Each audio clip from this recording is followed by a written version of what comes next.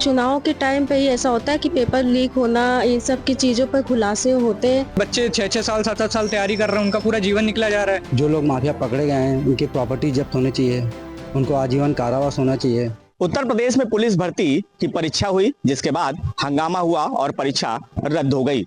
NEET की परीक्षा हुई, उसके बाद भी जिस तरह से उसको लेकर हंगामा हुआ, छात्रों ने प्रदर्शन किया और उसके बाद यूजीसी नेट की परीक्षा भी रद्द कर दी गई।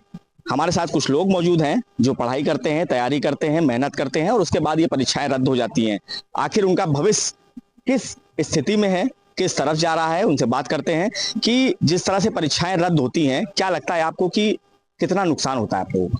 जैसे मेरा मानना ये है कि कोई भी बच्चा अगर आता तैयारी करता है 5 साल 4 साल तैयारी कर रहा है, फिर मतलब सरकार कंडक्ट करवाती किसी भी पेपर को तो 2-3 साल मतलब उसका प्रोसेस ही चलता है। कहीं पेपर रद्द हो जाते हैं, कहीं गड़बड़ी हो जाती है कि नकल वगैरह ये सारी चीजें, तो इन सब से बच्चों को बहुत ज्यादा लॉस होता है। तो मेरा मतलब सरकार से ये कहना है कि मतलब ये जो भी जितनी भी चीजें होती है बच्चों के भविष्य के लिए खराब है, तो मतलब इनके लिए सख्त कार्रवाई करें और मतलब लीगल एक्शन लें।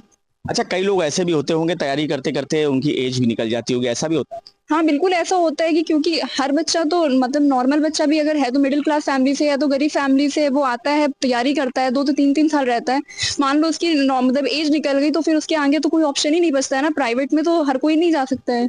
आपसे बात कर लेते हैं कि क्या लगता है आपको, जिस तरह से लगातार मेहनत करते हैं छात्र और छात्राएं और उसके बाद अचानक से उन्हें पता चलता है कि जो परीक्षा वो देकर आए वो रद्द कर दी गई है या पेपर लीक हो गया है, क्या महसूस है?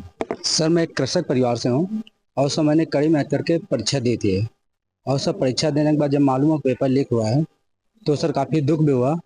और इसके बाद मैं सरकार से थोड़ा रिक्वेस्ट करना चाहता हूँ कि मान लीजिए जो परीक्षाएँ हो रही हैं तो इनके एक नोटिफिकेशन डेट से एक सीमा अवधि होनी चाहिए कि 1 साल के अंदर पूरी भर्ती प्रक्रिया पूरी होनी चाहिए।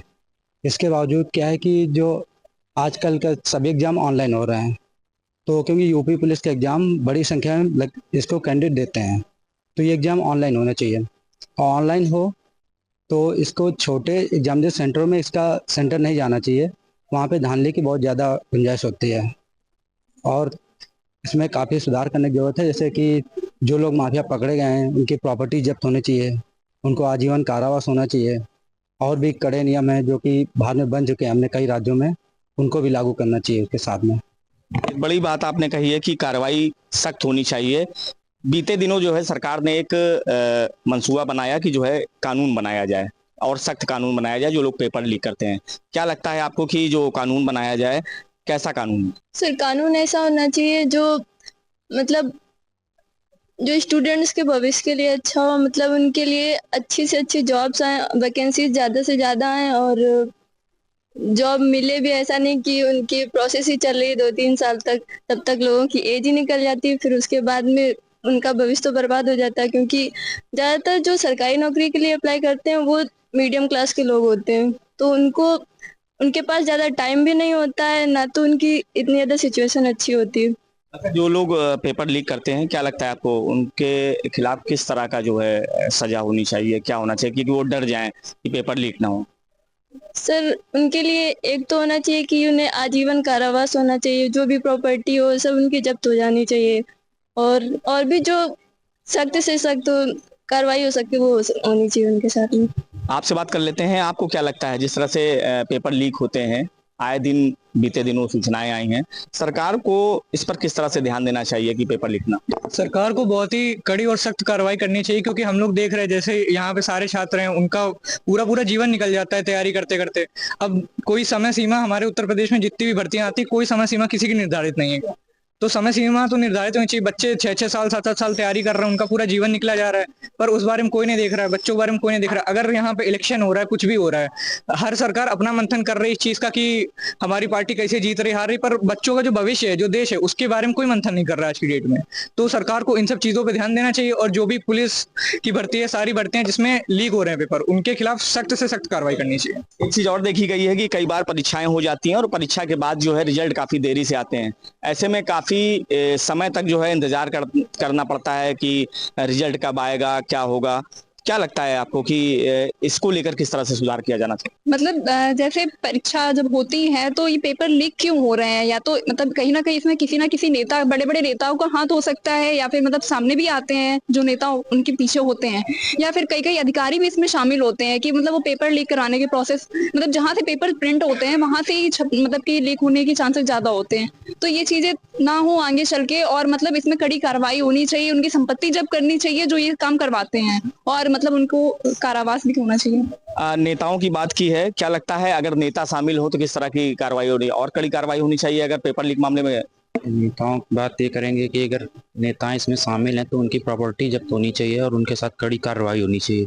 बुलडोजर काफी ट्रेंड में रहा है सजा देने के मामले में, क्या लगता है आप लोगों को जो लोग पेपर लीक करते हैं उनके खिलाफ बुलडोजर की कार्रवाई होनी चाहिए? आपको क्या लगता है? सरकार को सख्त कार्रवाई करनी चाहिए।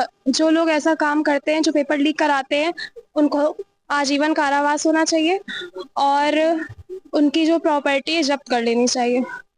आपसे बात कर लेते हैं, किस तरह की सजा होनी चाहिए, कैसा कानून बनना चाहिए जिससे कि पेपर लीक जो लोग करें वो लोग डर जाएं और पेपर लीक की जो खबरें हैं वो आने कम हो जाए, पेपर लीक कम होने? पहली बात तो पेपर लीक जो होता है वो होना नहीं चाहिए। और चुनाव के टाइम पे ही ऐसा होता है कि पेपर लीक होना, इन सब की चीजों पर खुलासे होते हैं। तो शुरुआत से ही बच्चों के भविष्य को ध्यान में रखना चाहिए और बच्चों के भविष्य को ध्यान में रखना चाहिए। और जो भी संपत्ति होती है ऐसे लोगों के खिलाफ उनकी संपत्ति जब्त होनी चाहिए और उनको आजीवन कारावास भी होना चाहिए। और अगर वो किसी सरकारी पद पर है तो उनके पद का तुरंत मतलब उनको इस्तीफा उनसे ले लेना चाहिए। हमारे साथ जो ये स्टूडेंट को पढ़ाते हैं, संचालक हैं यहाँ के कोचिंग के, उनको भी मौजूद हैं। आप कितने साल से और सैकड़ों हजारों बच्चों को जो है कोचिंग करके जो है उनका भविष्य संवार चुके हैं? जिस तरह से पेपर लीक की आपने कई घटनाएं देखी होंगी, इस बीच ज्यादा कुछ आएंगी, क्या लगता है आपको किस तरह का कानून बनना चाहिए और बच्चों के भविष्य को किस तरह बचाना चाहिए? कई राज्यों में ऐसे कानून बन चुके हैं। परीक्षा जो रद्द होती है उनके खिलाफ जो लोग पकड़े जाते हैं उनके सख्त कानून, जैसे राजस्थान सरकार ने भी बनाया। उत्तर प्रदेश सरकार में जो अब तक कानून है वो 1 से 7 साल तक की सजा और 10,000 जुर्माना है, जो कि बहुत कम है।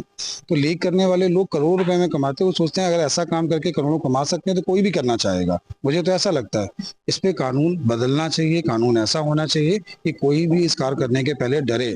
और मैं तो ये भी चाहता हूँ कि जो एजेंसियां हैं, जो प्राइवेट एजेंसियां हैं, उनको तुरंत हटा देना चाहिए और ये जो एग्जाम कराने की जिम्मेदारी है किसी सरकारी एजेंसी के पास जानी चाहिए ताकि उसकी जिम्मेदारी अच्छे से ले सके, उसका निर्वाह कर सके। प्राइवेट एजेंसियां, जैसे अभी आपने देखा कि पुलिस का एग्जाम जिस भर्ती ने कराया उसका जो निदेशक था वो जाके यूएस भाग गया, तो जिम्मेदारी किसकी है? वो यूएस भाग गया। अगर कोई यहाँ सरकारी कर्मचारी होता, कोई सरकारी एजेंसी होती तो ऐसा नहीं होता। तो जिम्मेदार लोग सामने आने चाहिए, इनकी जिम्मेदारी लेनी चाहिए। युवाओं की बात है, बच्चों की बात है, देश का भविष्य है, यही आपका भविष्य है। जिस तरह से आपने देखा कि साफ तौर से यहाँ पर जो स्टूडेंट मौजूद हैं उनका कहना है कि पेपर लीक मामले में कड़ी सजा होनी चाहिए, कानून सख्त बनाया जाना चाहिए जिससे कि बच्चों का भविष्य खराब ना हो। कानपुर से संदीप सविता, श्रेष्ठ यूपी।